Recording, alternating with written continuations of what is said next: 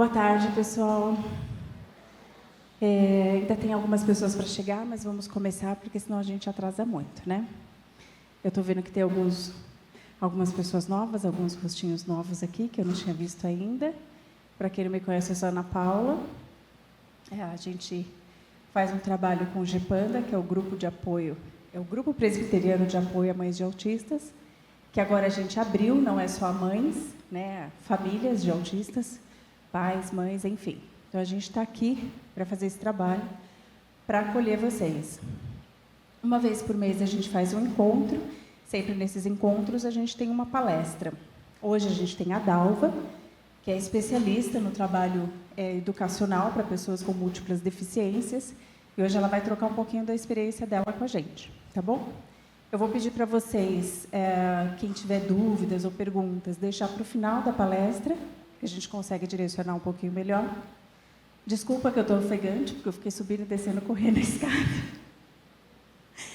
para as coisas começarem a acontecer. E é isso, a gente vai iniciar com a Eliana, ela vai fazer uma devocional para a gente, e logo em seguida a Dalva começa, tá bom? Sejam bem-vindos, obrigada pela presença de vocês. Eu também quero agradecer, porque hoje a gente tem bastante aqui profissionais da área, né? Não só pais ou mães de autistas. Então, isso é muito gratificante, saber que as pessoas estão buscando cada vez mais aprenderem a saberem lidar com esse universo. Obrigada pelo empenho de vocês e que a gente possa cada vez mais ter esse trabalho nas igrejas, nas escolas, em todos os lugares. Tá bom?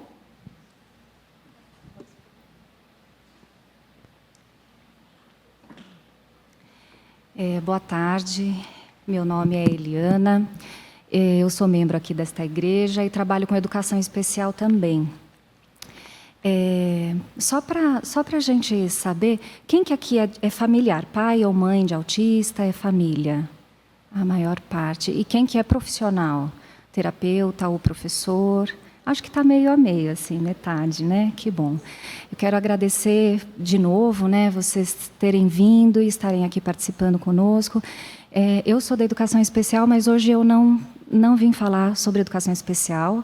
A Dalva tem muito mais know-how, muito mais experiência para tratar disso com vocês. Eu vim, na verdade, compartilhar um texto brevemente, né, da Bíblia. E antes de fazer isso, eu queria fazer uma oração com vocês, tá bom? Senhor Deus, eu agradeço por cada vida aqui, por cada família, por cada criança, e te peço por este momento, Senhor, que o Senhor esteja comigo, com cada um aqui, que o Senhor fale através da Tua palavra, dê consolo ao nosso coração, dê entendimento e abençoe esse momento, que seja um momento de troca, que seja um momento rico para cada um que está aqui e para as crianças que estão lá também, que seja um momento de interação para elas, que seja um momento agradável, de brincadeira, que elas se sintam à vontade, que todos aqui estejamos à vontade uns com os outros, ó Deus. No nome de Jesus Cristo, nós oramos. Amém. Então, eu vou compartilhar esse texto da Bíblia. E a Bíblia, ela é um livro maravilhoso porque ela traz a vida de pessoas, traz personagens que viveram crises, viveram dramas. E a Bíblia mostra essas pessoas como elas são. Né? Não tem uma tentativa de mascarar para essas pessoas ficarem mais palatáveis, mais agradáveis para o leitor. Elas são mostradas do jeito que elas são, com seus defeitos, com as suas virtudes, não é? Enfim, e aí na Bíblia também mostra como essas pessoas passaram por diversas situações, né? E como elas reagiram, como Deus interviu na vida de cada um e como essas pessoas reagiram a essas crises pelas quais elas passaram. Por isso que a Bíblia é interessante, porque conforme a gente vai lendo as narrativas, a gente consegue se identificar com muito desses personagens, né? E um personagem muito interessante é o grande rei Davi. Né? Davi foi uma pessoa assim, de uma vida bastante agitada, né? Uma vida cheia de episódios interessantes. Assim. Não é à toa que ele virou novela há um tempo atrás, né? E tinha bastante ibope, porque as pessoas tinham curiosidade de conhecer a vida do rei Davi. Mas uma característica interessante que eu acho em Davi é que ele tinha uma capacidade extraordinária dada por Deus de expressar os sentimentos humanos. né? Então, e ele era um poeta. E ele escrevia de forma, então, muito bonita, ele era um músico. Então, ele expressava muito bem os sentimentos, né? E ele escrevia esses textos. Então, hoje a gente tem a graça, né, de ter uma compilação desses textos, que é o Livro dos Salmos. O Livro dos Salmos não foi integralmente escrito por Davi, mas uma boa parte foi escrito por Davi. E hoje a gente tem acesso a esses textos, né? E um texto desses é o Salmo 142, que eu vou ler aqui para vocês. Eu não sei nem se a projeção está na mesma versão, mas vocês podem ir acompanhando. Eu não sei se a Ana está aqui para ir trocando lá, versículo a versículo. Cadê? Tá lá. Ah, tá lá. Sabe por quê? Porque esse óculos é só para leitura, então eu não enxergo mais nada. Deixa eu ler aqui, então. Salmo 142. Ao Senhor ergo a minha voz e clamo. Com a minha voz suplico ao Senhor. Derramo perante Ele a minha queixa, à sua presença exponho a minha tribulação. Quando dentro de mim me esmorece o espírito, conheces a minha vereda. No caminho em que ando, me ocultam armadilhas. Olha à minha direita e vê, pois não há quem me reconheça, nenhum lugar de refúgio, ninguém que por mim se interesse. A ti clamo, Senhor, e digo, tu és o meu refúgio, o meu quinhão na terra dos viventes. Atende o meu clamor, pois me vejo muito fraco. Livra-me dos meus perseguidores, porque são mais fortes do que eu. Tira minha alma do cárcere, para que eu dê graças ao teu nome. Os justos me rodearão quando me fizeres bem. Então, este é o Salmo. Eu vou dar um breve contexto para vocês entenderem, né? Quando Davi escreveu esse Salmo, ele não era rei ainda. Ele já tinha sido ungido como rei pelo profeta, o que naquela cultura era uma certeza, era uma prova de que ele seria rei. Ninguém contestava isso. Já uma vez que ele tinha sido ungido, ele seria rei. Mas ele esperava as circunstâncias pelas quais isso ia acontecer, porque, afinal de contas, Israel já tinha um rei, que era Saul. Então, Davi sabia que em algum momento aquilo ia acontecer, mas ainda não. E ele, depois daquele episódio conhecido em que ele luta contra o gigante Golias e ele vence Golias, né, ele então começa a se tornar uma pessoa muito importante no reino, né? Ele é colocado num cargo alto, ele ganha um exército do próprio rei Saul, e era um tempo de muitas guerras, e ele é mandado para muitos lugares, ele vence muitas batalhas. E o povo começa a amar Davi. Né? E então parece que tudo ia indo bem, talvez o trono já estivesse mais perto. Só que aí Saul percebe o risco político que ele estava correndo. Então Saul começa a perseguir Davi como seu inimigo número 1, né? E começa a perseguir Davi para matá-lo. Então Davi foge para as regiões montanhosas de Judá e ali ele passa a ficar escondido em montanhas, né? Nas cavernas. E alguns estudiosos dizem que ele passou até mesmo anos em cavernas escondido. E então nesse momento é um momento em que ele escreve esse salmo, ele escreve de dentro da caverna, né? E eu não sei se isso parece familiar para vocês. Não, claro, pela circunstância da caverna, mas por uma situação de que tudo parece que está indo certo, parece que está tudo correndo muito bem, da maneira como a gente planejou, até que acontece alguma coisa inesperada que interrompe o curso natural daquilo que a gente tinha planejado, né? Pode ser, talvez, uma demissão, pode ser talvez um divórcio, uma catástrofe, um acidente, ou até mesmo aquele filho, aquela gravidez que a gente planejou, aquele filho que a gente sonhou e, de repente, o filho não veio exatamente do jeito que a gente planejou, né? E aí essas situações, muitas vezes, tiram o chão da gente, né? A gente fica perdido, fica se perguntando por que as coisas estão acontecendo daquela maneira, e a gente, então, parece que a gente, nesse momento, entra na caverna da nossa vida também, né? Entra num momento de escuridão, né? Um momento em que a gente se sente sozinho.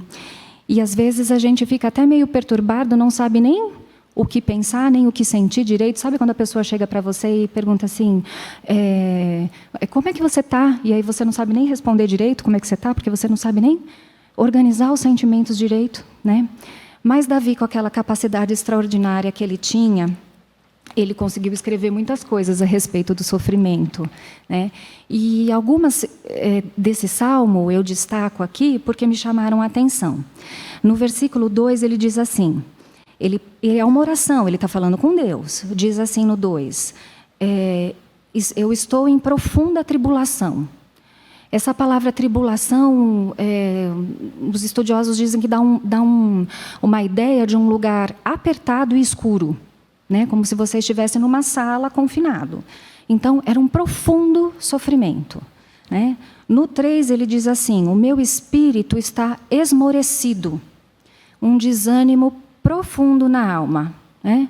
Uma falta de ânimo, uma falta de vontade de levantar da cama, de levantar do sofá.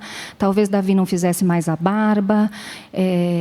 A gente aí não tem mais vontade de cortar o cabelo. Às vezes não tem ânimo para fazer as tarefas da casa, para fazer a comida, porque o espírito está esmorecido, está abatido.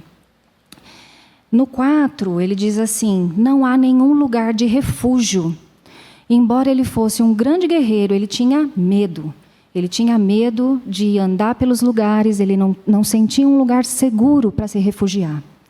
E nesse mesmo versículo 4, uma coisa que chama muita atenção é que ele fala que ele estava sozinho, que ninguém se interessava pela causa dele. E o interessante é que tinha um exército com ele, porque ele não estava sozinho. O exército dele continuou fiel a ele. Mas ele se sentia sozinho, né? E é interessante porque, às vezes, nesse momento de tribulação, pode haver pessoas perto de você, né? Perto da gente, mas a gente se sente sozinho. E eu acho que isso, em especial para as mães, é muito pesado, porque os filhos, na nossa sociedade, os filhos são tarefa de quem? Os filhos são tarefa da mãe, né? Há pais muito presentes, graças a Deus, mas normalmente a gente né, põe essa carga em cima da mãe. Então, por mais que haja haja a professora, haja o pai, a avó, a tia que ajuda, mas esse peso é da mãe. Então, muitas vezes ela se sente sozinha, abatida. Por mais que tenha gente perto, ela se sente, eu estou sozinha, né? Com essa responsabilidade. No 6, ele se sente fraco. Ele fala, eu estou fraco, os meus inimigos são mais fortes do que eu. E no versículo 7, uma coisa que me chamou muita atenção também é que ele fala assim, a minha alma está encarcerada. Eu não sei se essa versão está com a mesma. Tira a minha alma do cárcere. E aí eu fiquei pensando, certamente ele se sentia preso, porque ele não podia voltar ao retorno da sociedade, né, lá na cidade onde ele vivia, e ele estava realmente preso em cavernas, né? Mas aqui é mais profundo, porque ele diz assim, a minha alma está encarcerada, né? Já se sentiram assim? Às vezes não é aí uma situação que acontece de repente, mas é aquele problema que se estende e que parece que encarcera a alma. Já viram, lembram daqueles desenhos animados antigos que tinham aquele personagem que tinha ele usava aquela roupa assim, aquele prisioneiro que usava roupa listrada, o chapeuzinho e a bola de chumbo no pé? Então, parece que é aquela bola de chumbo que está no seu pé, né? É aquele problema que se estende.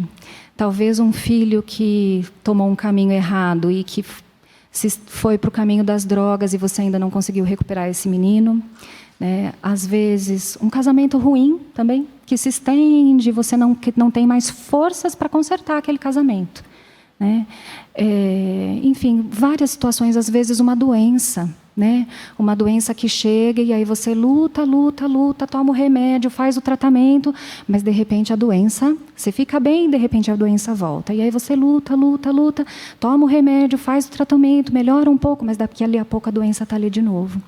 Essas situações parece que elas têm o poder de encarcerar a alma, né? Você fica preso naquela situação. Quando você abre o olho, a primeira coisa que você pensa é assim, Senhor, hoje tudo que eu tiver que enfrentar, eu vou ter que enfrentar com essa bola de chumbo no meu pé.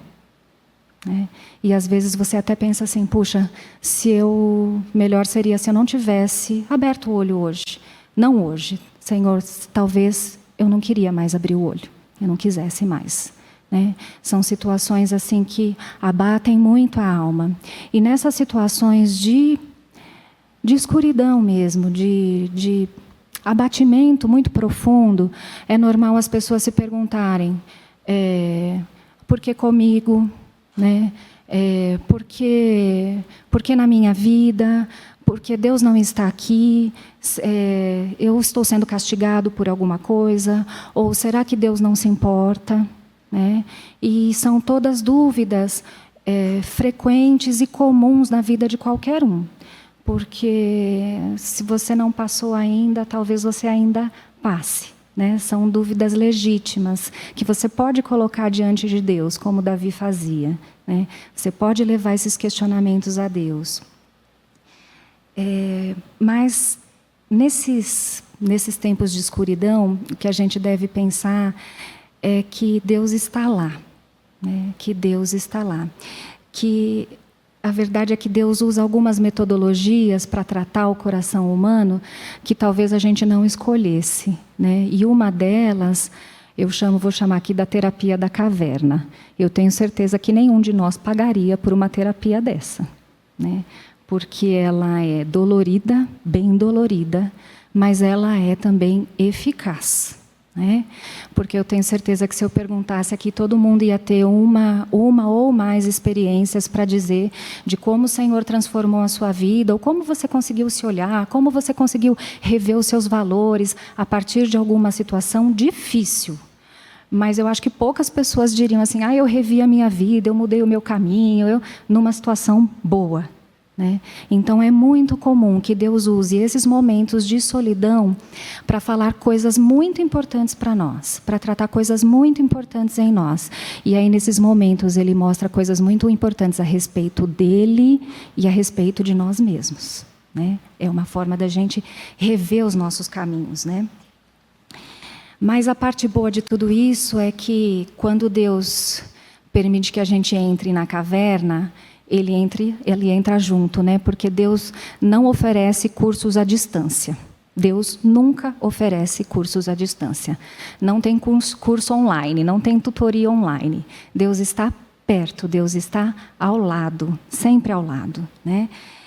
Uma vez eu li um livro muito bonito que chama assim, Deus trabalha no turno da noite. E o autor, o subtítulo era assim, atos de amor que o nosso Pai de amor pratica enquanto nós dormimos. E ele escreve, ele lutava contra uma leucemia, esse autor, e ele inclusive morre dessa doença. Mas ele vai narrando coisas da própria vida e pessoas da comunidade, coisas simples que ele vai narrando, atos de amor do nosso Pai que Deus pratica enquanto nós não enxergamos.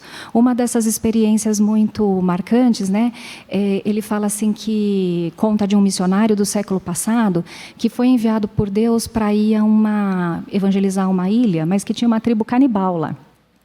E o moço que foi foi guiando o barco, né, não queria deixá-lo lá de jeito nenhum. Falou, não, eu não posso deixar vocês aí não, que vocês vão morrer. E eles insistiram e falaram, não, nós vamos ficar. E eles acamparam lá alguns dias na praia e eles percebiam que os nativos os olhavam das moitas e observavam, né? E eles permaneceram ali. Bem, depois de muito tempo, ele conseguiu fazer o primeiro contato e ele acabou ficando lá por 30 anos. Depois de 30 anos, quando ele vinha embora, já deixando uma igreja montada e tudo, o chefe daquela tribo chegou para ele e falou assim, olha, tem uma coisa que eu sempre quis te perguntar e nunca perguntei. De onde vinha aquele exército que guardava vocês toda noite, logo que vocês chegaram aqui na ilha? Aquele casal nunca viu, mas Deus estava lá. Desculpa. E, da mesma maneira,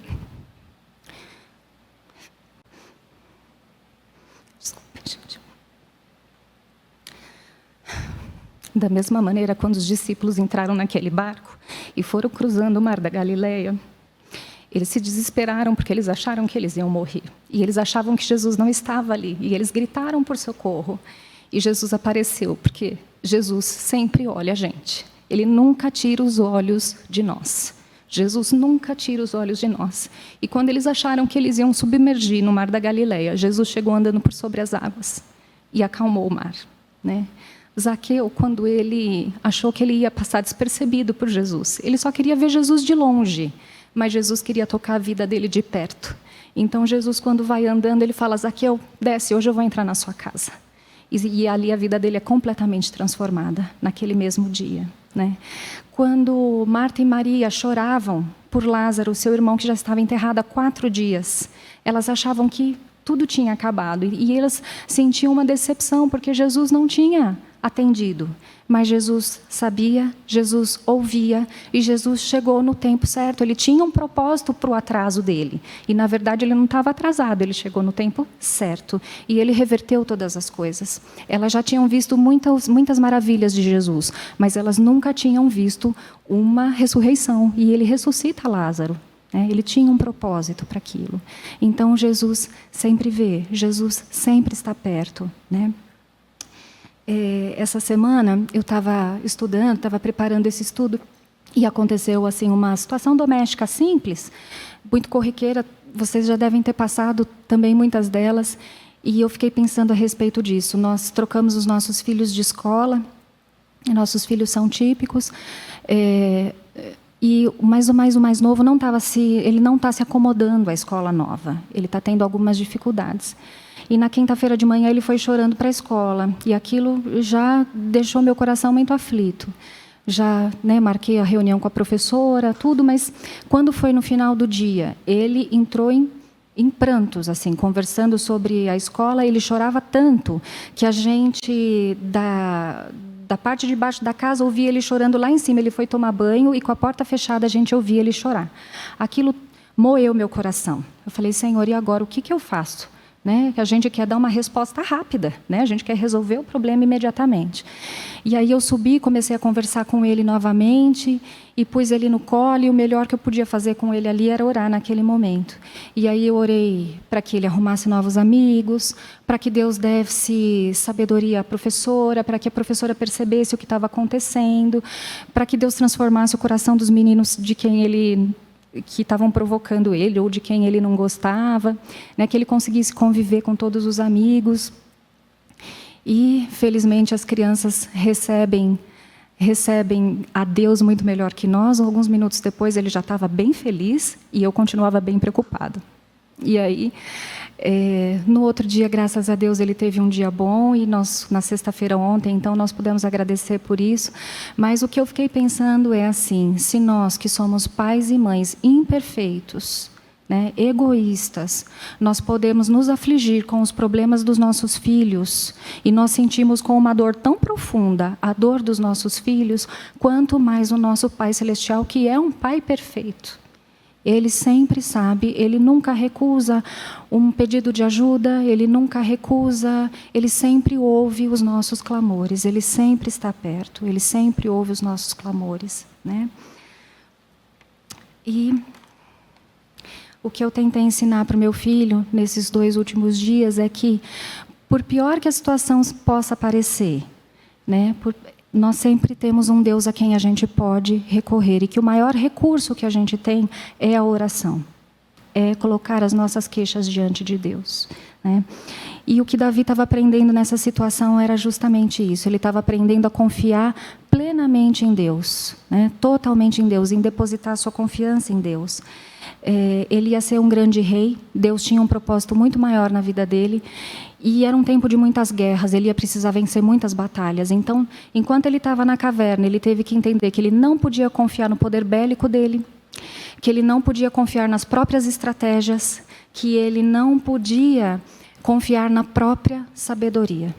Isso também diz muito para nós. Nós não podemos confiar nas nossas próprias estratégias, nos nossos próprios recursos e na nossa própria sabedoria, não é? É claro que as mães têm e os pais também, As mães conhecem os seus filhos mais do que ninguém, mas a sabedoria vem de Deus, as estratégias vêm de Deus, não é? E Davi, ali daquele tempo que ele passa na caverna, ele escreve uma tese, de como é confiar em Deus. Então, algumas das coisas que ele escreveu: Ainda que eu andasse pelo vale da sombra da morte, não temeria mal nenhum, porque tu estás comigo, a tua vara e o teu cajado me consolam. Salmo 23. No Salmo 27, ele diz: o Senhor é a minha luz e a minha salvação. De quem temerei? De quem temerei, terei medo? O Senhor é a fortaleza da minha vida. A quem temerei? No Salmo 32, ele diz: tu és o meu esconderijo, tu me preservas da tribulação e me cercas de alegres cantos de livramento. No Salmo 56, ele diz: em me vindo o temor, hei de confiar em ti. Tudo isso ele aprendeu dentro da caverna, E nos tempos da caverna, então, Davi percebeu que ele não era suficientemente forte para andar sozinho, que ele precisava andar com Deus. Foi isso que ele aprendeu nesse tempo. E da mesma forma, a gente é chamado a depositar totalmente a nossa confiança em Deus, em todas as situações, em todas as circunstâncias. E sabendo que Deus, ele está ali do lado, né? Quando a gente entra na caverna, ele está ali do lado e ele está pronto a oferecer aquilo de que a gente necessita. Muitas vezes não será aquilo que a gente quer, mas ele está pronto para oferecer aquilo que a gente necessita, né? E eu queria só terminar dizendo que de tudo que o Senhor pode nos dar, dessa companhia, desse consolo, o maior presente que Ele pode nos dar é a vida eterna. É a vida eterna, porque por amor, para nos dar essa vida eterna, Ele levou Jesus Cristo também à caverna. Jesus Cristo também teve os seus dias de caverna, né? E ali no Getsêmani, quando Ele suava gotas de sangue, Ele experimentou, por exemplo, Jesus experimentou muitas situações humanas pelas quais a gente também passa. E porque Ele experimentou, Ele é capaz de saber o que o ser humano passa. Ali no Getsêmani, quando Ele suava gotas de sangue, Ele sofreu a decepção com seus amigos, porque Ele pediu para os seus amigos ficarem com Ele, mas os amigos dormiram, estavam muito cansados. Horas depois, Ele sofreu a traição de Pedro, porque Pedro o negou 3 vezes. Né? E logo em seguida, algumas horas depois, ele foi para a cruz, e ele foi sozinho. Seus amigos também estavam lá, estavam os amigos, as amigas, aquelas mulheres que o acompanharam no ministério, estava ali também a sua mãe, os seus irmãos, mas aquela cruz ele só podia carregar sozinho. E ele o fez, ele carregou a nossa cruz sozinho. Mas quando Jesus entrou dentro da caverna, aquela caverna fria e escura, a caverna dele era muito diferente da nossa, porque aquela caverna dele era uma caverna de onde ele ressurgiu, ele ressuscitou em poder, e porque ele ressurgiu, ele pode oferecer a vida eterna para cada um. E esse presente da salvação é um presente que a gente também recebe na solidão, porque é uma decisão única entre nós e Deus, né? Entre cada um e Deus. É um presente que é uma decisão que você tem sozinho, né? Você e Deus. E o chamado de Deus hoje é que para a gente receba esse presente de Deus, receba a salvação do Senhor, que a gente que Ele entre na nossa vida, né? E que entrando na nossa vida ele ilumine, né, a nossa vida em qualquer circunstância, mesmo nas circunstâncias mais escuras. Tá bom? Era esse tempo que eu queria ter com vocês. Muito obrigada por me ouvirem, né? E eu queria chamar a Dalva aqui. Eu vou fazer uma oração para terminar esse momento e uma oração pela Dalva também, tá bom? Senhor, nós te agradecemos pela Tua palavra, porque a Tua palavra é uma palavra de consolo, Senhor. Nós te agradecemos porque o Senhor sempre está conosco e o Senhor é um Deus de amor, ó Deus. Nós te louvamos por isso. Eu te peço agora também pela Dalva, agradeço pela vida dela, Senhor, pelo aprendizado que ela vai nos proporcionar. Te peço que o Senhor continue conduzindo este momento, Senhor, no nome de Jesus, amém. A Dalva, ela é professora, ela trabalha comigo. Ela é professora e ela tem 30 anos de experiência com crianças com múltipla deficiência. Múltipla deficiência é também autismo e surdo-cegueira, né, Dalva? Dalva também é guia intérprete. Ela é uma pessoa sempre muito disposta a nos ajudar. Se eu aprendi alguma coisa de educação especial, metade eu devo a Dalva. A gente se conhece há uns 9 anos e ela sempre uma pessoa muito humilde em compartilhar aquilo que ela sabe, aquilo que ela tem. Ela é fundadora, uma das fundadoras da instituição Arrinsa, não sei se alguém aqui conhece, é uma instituição que atende crianças com múltipla deficiência. E aí, então, vou passar para a Dalva, fica à vontade, Dalva. Deixa eu ver se dá para ouvir daqui. Dá para ouvir? Deixa eu ver se... Eu vou abaixar um pouquinho só, para usar minha cola. Acho que tá bom, tá dando para ouvir, né, gente? Gente, boa tarde. Meu nome é Dalva, né, como a Eliana falou. E é um prazer estar aqui com vocês, partilhar um pouquinho da minha experiência, né, como professora, trabalhando com crianças, com famílias, com jovens que têm deficiência. Eu sou lá do Piqueri, lá perto da Lapa, né? Eu moro por lá, trabalho lá no Piqueri, trabalho na Vila Mariana também, nessa instituição chamada Arrimsa, que atende crianças com surdez, surdo-cegueira e outras deficiências associadas. Eu tenho 3 filhos por adoção, né? Nunca fiquei grávida, mas tenho 3 filhos, por enquanto. Como disse uma pessoa que eu conheci, eu tenho 3 filhos. Aí a pessoa acho que ela não sabe contar, né? Se Deus quiser, eu vou ter mais um, né? Então, a gente está guardando mais um, mas, por enquanto, eu tenho 3 filhos. Eu fiz uma colinha aqui para eu não me perder, que, quando a Cidinha me convidou, a Eliana falou desse trabalho, eu fiquei pensando, né? Em que eu posso contribuir? Ficar dando definições, né? E falando de estratégias.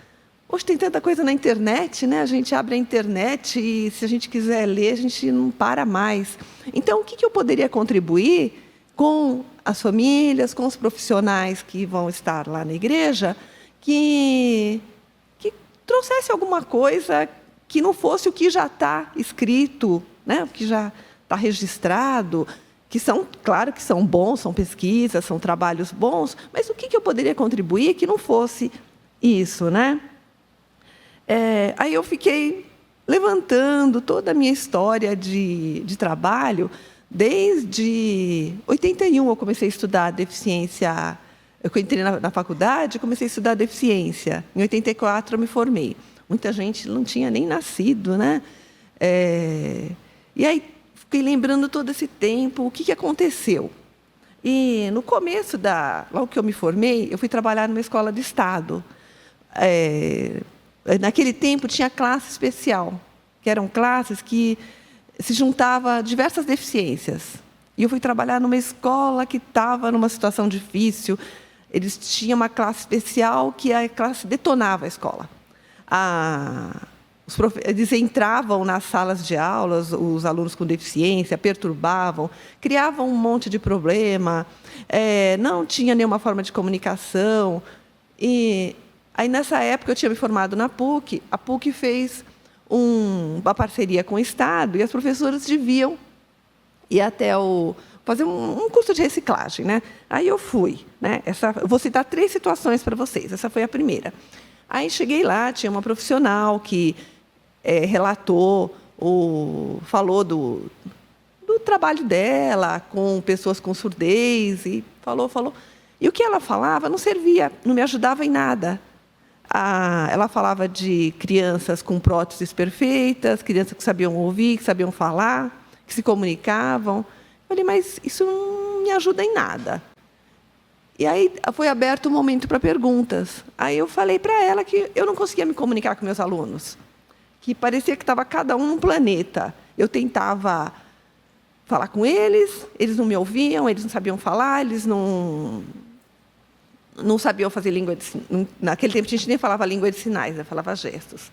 Não sabiam fazer gestos, não sabiam escrever, não sabiam fazer leitura labial. Que ela podia me ajudar? Aí, a gente estava no anfiteatro da PUC. Ela me deu um esculacho. Foi, acho que, um dos maiores esculachos que eu levei na minha vida. Aí eu falei, meu Deus do céu. Eu fiquei morrendo de vergonha, né? E aí ela falou se o que eu queria era algum tipo de sinal, que isso não servia, que isso só prejudicava, e se eu queria prejudicar as crianças. E eu fiquei morrendo de vergonha, fiquei quieta. Aí o tempo foi passando, e a língua de sinais começou a crescer. né? Hoje é lei língua de sinais. Se a gente vê até na televisão, né? A língua de sinal é lei, e a gente vê a janelinha do intérprete, e algumas pessoas podem sofrer até processos se não oferecem a língua de sinais quando ela é exigida. Aí eu falei, tá, então coloquei um asterisco lá na minha história, né? Então o que eu falei não era tão absurdo assim. E aí continuei trabalhando do meu jeito, tentando encontrar saídas, tentando me juntar com pessoas que também estavam enfrentando as mesmas dificuldades. E aí aconteceu a segunda situação. Eu trabalhava com alfabetização durante, acho que a vida toda eu trabalhei com alfabetização de adultos, de crianças, de pessoas com deficiência. E aí surgiu, para quem está na educação, conhece o construtivismo. Então, chegou o construtivismo e era tudo novo, e o que a gente fazia não servia mais. Então, cartilha, análise e síntese de palavras, aquelas lições, né, que vinha nos caderninhos, aquilo lá não servia mais, tudo que tinha que brotar da criança. E aí eu fiz diversos cursos de reciclagem, né? E eu falava, mas isso não serve para os meus alunos. Os meus alunos não são crianças que recebem a estimulação que precisariam para que o construtivismo desse resultado. Mas aí fiquei ouvindo e aproveitei bastante coisa do construtivismo, mas continuei trabalhando na linha que eu achava que dava resultados, né? E aí teve uma terceira situação. Eu fui trabalhar numa escola que atendia crianças com deficiências múltiplas e surdo-cegueira.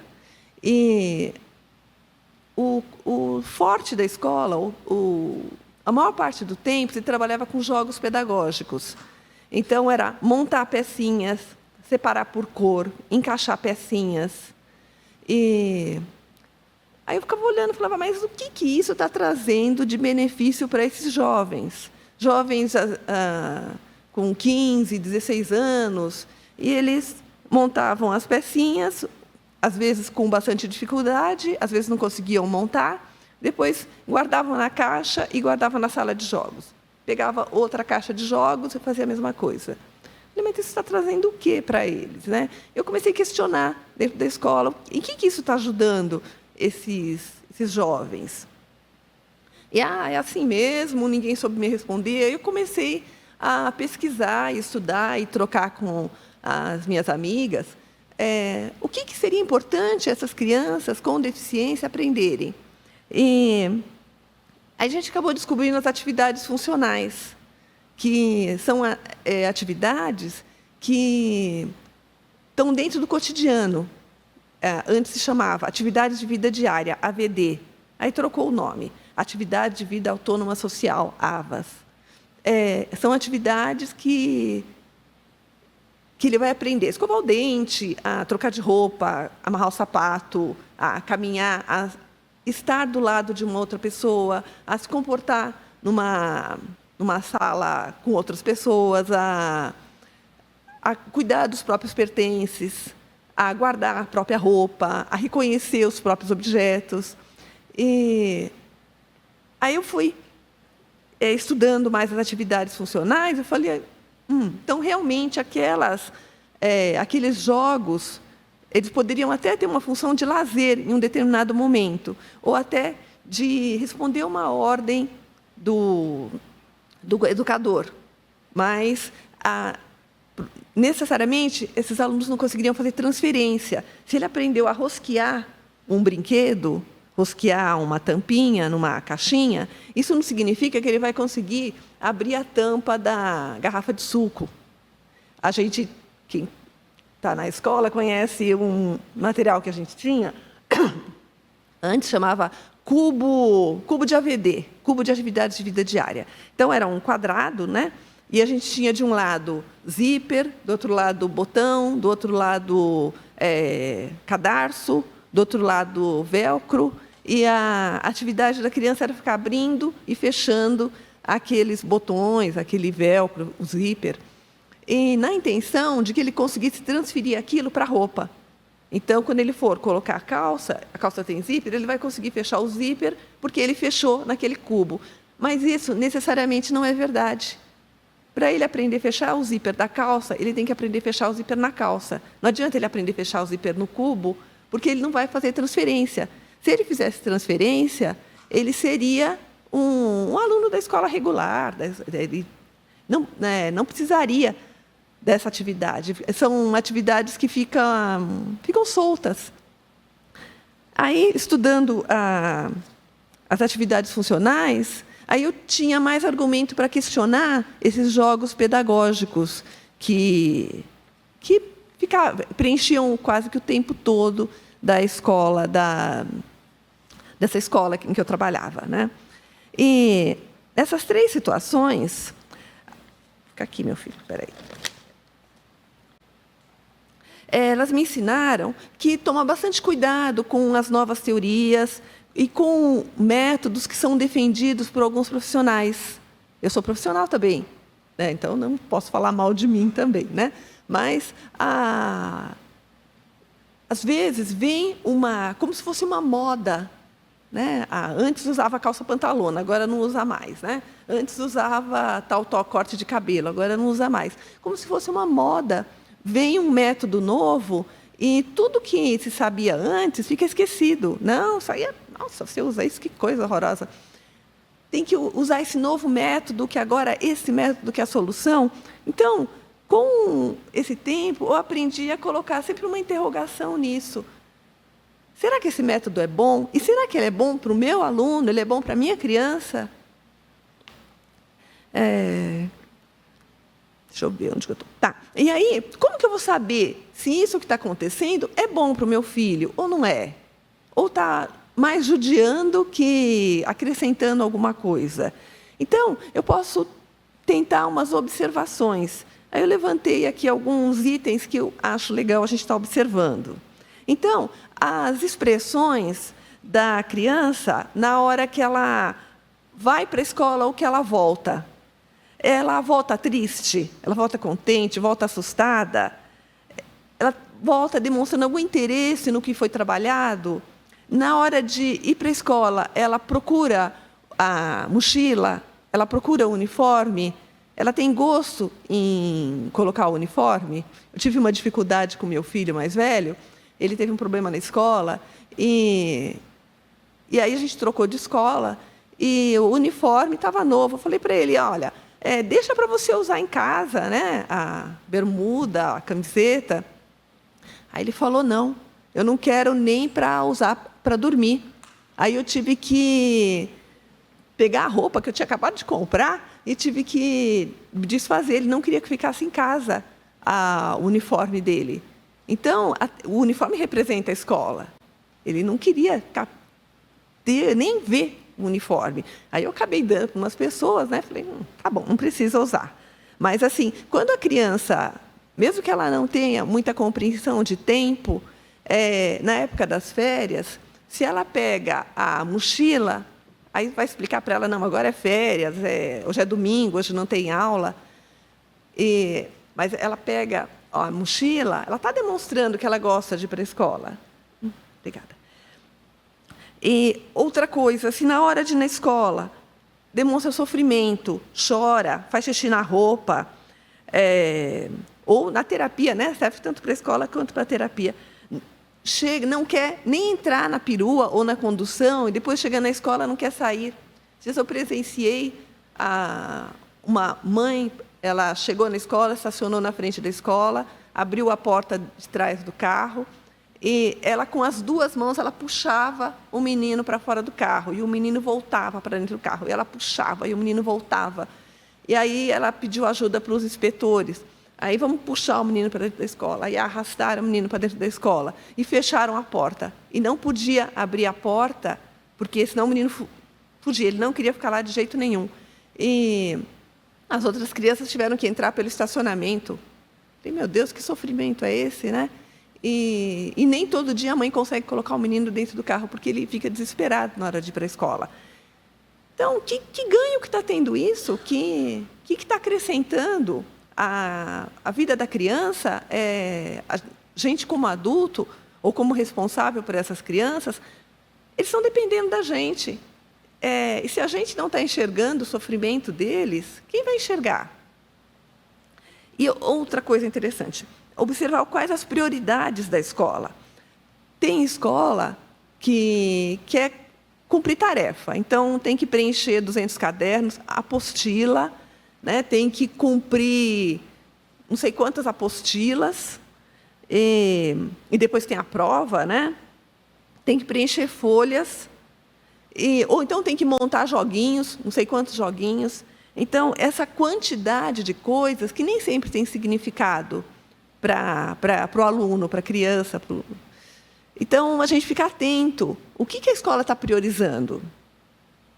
E quando a criança, por algum motivo, ela está destoando da escola. Ela não quer ir, ela não quer participar das atividades, ela não quer fazer, ela não se dá bem com ninguém. Como que a escola está enxergando isso? A escola está deixando de lado? Ele se vire. A escola está tentando acolher? Está chamando para conversar? Está tentando fazer uma parceria com os pais? Ou está jogando problemas para os pais? E, olha, se vira. Ele é assim, dá conta, se vira. E o que ele está aprendendo tem alguma aplicação na vida prática? Aquilo lá está servindo para alguma coisa? Né? De repente, ele separa cores o tempo inteiro na escola. E em casa, ele está sabendo, quando você fala para ele, olha, pega a camiseta amarela, ele sabe qual é? Então, até que ponto que isso está trazendo algum ganho? Está ajudando a criança a tomar decisões? Quando ele sabe que desenho que ele quer assistir na TV, você quer assistir o Ben 10 ou quer assistir o outro? Ele sabe dizer qual que é? Ele está conseguindo fazer opções? E isso está ajudando ele a entender melhor o mundo? A hora que é hora de dormir? Quando é hora de acordar? Quando é hora de comer? O que se faz na hora de tomar banho? Está ajudando? Está contribuindo para isso? E também a criança está progredindo. Uma coisa interessante que a gente tem que pensar em avaliação é da comparação. Né? Não vou comparar a minha criança ou eu mesma, se eu quiser sofrer, eu me comparo com alguém. Né? Não vou comparar com ninguém, vou comparar a criança com ela mesma. Do ano passado para cá, teve algum avanço? Né? De 2 anos, a própria criança, ela 2 anos atrás e agora, eu estou tendo progresso? Está avançando? Ou, pelo menos, não está regredindo? E é muito comum, quando a gente está trabalhando e uma criança dá muito resultado, ou um colega, ou alguém fala, nossa, como deu bons resultados a tua criança, você já escreveu um artigo sobre isso? E aí a gente começa a pensar, realmente, esse aluno ele progrediu bastante, né? A gente começa a escrever alguma coisa, ou até chega a defender um mestrado, um estudo de caso. Mas, normalmente, esses trabalhos são do que dá certo, daquele que deu um resultado bom.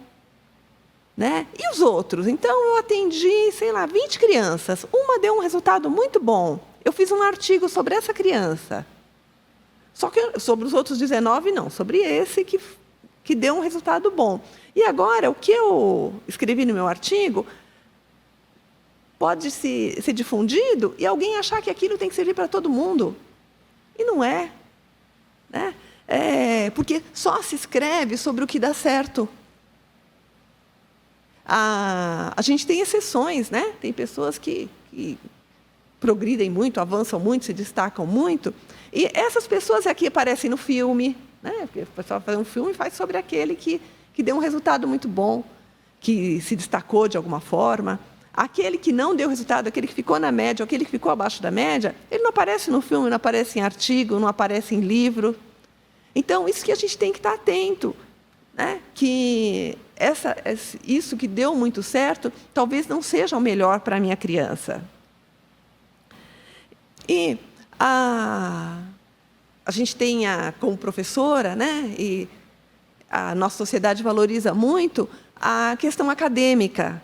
ao resultado acadêmico, né? Ele está na escola? Ah, que bom, ele está na escola. Até por lei é obrigado a estar na escola. Ele está na escola, ele já sabe ler, já sabe escrever, e ele vai para a faculdade, e ele vai fazer ensino médio, e ele conseguiu, né? Tudo isso sempre na cabeça dos pais, na cabeça das pessoas, essa cobrança toda. Então, a ideia é a gente não apostar todas as fichas na área acadêmica. A gente lembrar que tem outras áreas. Tem área social, tem área profissional. Uma pessoa pode não fazer faculdade, mas ele pode saber fazer um bolo muito bem feito, saber levar o cachorro para passear, saber fazer outras coisas, e saber cuidar da própria higiene muito bem. Porque se a gente ficar achando que só o que interessa é a área acadêmica, a gente corre riscos de se frustrar muito e passar essa frustração, essa tristeza para a nossa criança também. Eu me lembro de um ex-aluno, um aluno meu há muito tempo, né? Tempo que eu dava aula no Mobral. Aí chegou um aluno e aí eu vi que ele era diferente. Mobral, né? Mobral, para quem não sabe, agora chama EJA, Educação de Jovens e Adultos. Antigamente chama Mobral, Movimento Brasileiro de Alfabetização, que era tudo a mesma coisa, só vai mudando o nome, né? E esse rapaz chegou e eu percebi que ele era diferente dos demais, né? E aí ele foi meu aluno durante bastante tempo, se integrou muito bem com o grupo, era muito querido no grupo. E eu morava perto de onde esses alunos moravam, era todo mundo na mesma região, e eu acabei fazendo amizade com a família. E um dia o pai dele falou, eu gastei tempo e gastei dinheiro a troco de nada com esse rapaz, né? Falei, mas por quê? Ele falou, porque eu mandava para uma escola especializada, ele foi anos para essa escola e não adiantou nada, ele não sabe ler. Eu falei, nossa, o rapaz, educadíssimo, inclusive a gente ia lá, né, era uma igreja, o Mobral ele não era em escolas, né, ele funcionava muitas vezes em salão de igreja, no salão de uma igreja que a gente trabalhava. E tinha a festa junina, ele participava da festa junina, participava dos passeios, se comportava muito bem, era muito colaborador com a turma.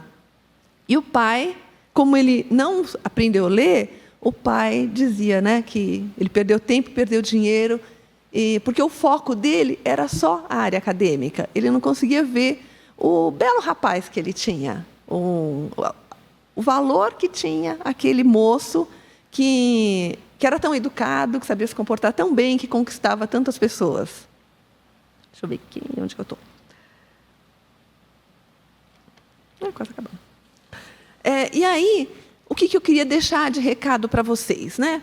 Tanto para as famílias quanto para os profissionais. Claro, a gente continua estudando, né? E apareceu vamos estudar, o livro tal, o curso tal, vamos lá, vamos estudar. Não vamos fraquejar, não, vamos continuar estudando.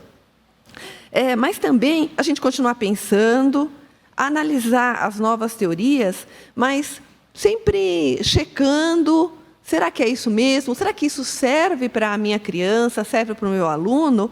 E acreditar também nas nossas intuições. Acho que se eu tivesse me deixado levar por aquelas situações que eu citei para vocês, do esculacho que a moça me deu lá na PUC, ou quando o construtivismo chegou, que tudo que eu fazia não servia mais, ou pelos jogos pedagógicos, eu tinha deixado de aprender muita coisa, tinha deixado de viver muita coisa e tinha deixado de contribuir com muita gente. Então, é essa ideia, como família que está convivendo, ou como professora, que às vezes vem alguém de fora e tem uma receita pronta. Na escola, numa das escolas que eu trabalho, a gente conseguiu um convênio, uma consultoria com o pessoal de fora do Brasil. E eles vieram e fizeram uma visita na escola. E trouxeram muitas ideias. Então, eles olharam para a criança 10 minutos e trouxeram as ideias. Falei, nossa, que iluminados, né? Em 10 minutos eles chegaram, olharam e me disseram tudo que eu tinha que fazer. Só que quem está no dia a dia lá sou eu, né? E como família, quem dorme, quem acorda, quem passa o fim de semana com a criança, esse conhece a criança e sabe o que. Claro, vamos testar coisas novas, mas num relance, você trazer todas as respostas, não funciona, não. Então, a gente acreditar bastante nas nossas intuições, nas nossas observações, mesmo que alguém fale, você, imagina o que você está dizendo, não tem sentido, né? Nas nossas observações, nas nossas reflexões. E aqui eu vejo como a gente está dentro de uma igreja, né, num templo, né? A gente pode fazer isso, falar isso, que todo mundo cultiva um Deus. Então, acreditar nas intuições, no que Deus está falando para a gente. O que Deus está me orientando de como lidar com essa criança, né? A gente está atento também e dá esse crédito. Deus está me dizendo alguma coisa de como eu posso cuidar o melhor possível desse filho de Deus. Primeiro ele é filho de Deus, depois ele é meu filho, depois ele é meu aluno. Como que Deus quer que eu cuide dessa pessoa? Como que Deus quer que eu oriente essa pessoa? Primeiro, ter ouvidos para ouvir essa informação que está me chegando, acreditar nela, ter força para acreditar nisso, e, às vezes, até ter força de enfrentar alguma teoria ou algum profissional que vem e dá uma orientação que, no fundo, algo está me dizendo, olha, não é assim. E mais uma coisinha para finalizar. Infelizmente, nas andanças que eu tenho feito aí pelo mundo afora, né, a gente conhece uma pessoa aqui, outra pessoa lá, você é professora? Professora de educação especial. Aí a gente já começa a trocar umas figurinhas. E a gente tem conhecido muitos casos de crianças autistas que fizeram implante coclear, que é o tal do ouvido biônico, né? Que é um aparelho que coloca atrás da orelha da criança, com uma peça aqui fora, para melhorar a audição. Então, acontece de crianças autistas, quando são avaliadas na audição, elas não respondem, não porque não estão ouvindo, não respondem porque são autistas. E a avaliadora fala, olha, quando você ouvir um pi, você levanta a mão. Tá bom, ele não quer saber disso. Não interessa, né? Ela põe um pi, quantos pis nas frequências e nos volumes que ela quiser, a criança não responde, eles escrevem surdez bilateral neurosensorial e assina e carimba. E a família sai com aquele papel e chega, com todo respeito, a grandes hospitais que tem aqui em São Paulo, e eles fazem implante coclear. E assim arranca a estrutura de ouvido que tem dentro dessa cabecinha, põe uns aparelhos lá dentro. Na sexta-feira, ontem, eu fiquei muito chocada, muito chocada, muito chocada. Eu cheguei em casa que eu queria, assim, tomar um banho e ficar quieta, porque eu fiquei muito chocada. Tem uma pessoa com um aparelho desse, o aparelho deu uma rejeição, a pessoa está com uma bola aqui atrás da orelha, dentro da cabeça. Agora, como que vai te fazer? Vai ter que ser... Como que vai fazer? E pior que ela foi no médico, né? E o médico receitou um monte de antibiótico, ela tomou um monte de antibiótico, demorou ainda mais, só que está uma bola assim. Quando eu olhei aquilo, ela é bem clarinha, as veias, sabe, pareciam que estava saindo da cabeça. E uma coisa chocante. Então, é uma questão muito complicada. A gente que convive com autista, parece que todo mundo sabe como é o autista, né? É uma coisa tão comum, tão divulgada, né?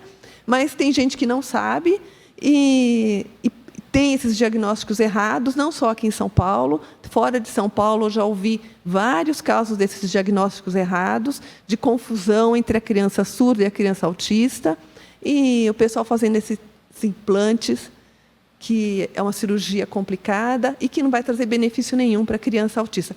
Se ele não era surdo, ele passa a ser, porque aí tirou as estruturas de ouvido de onde deviam estar, né? Aí ele ficou surdo mesmo. acho que era isso que eu tinha para vocês. Espero que tenha contribuído de alguma forma.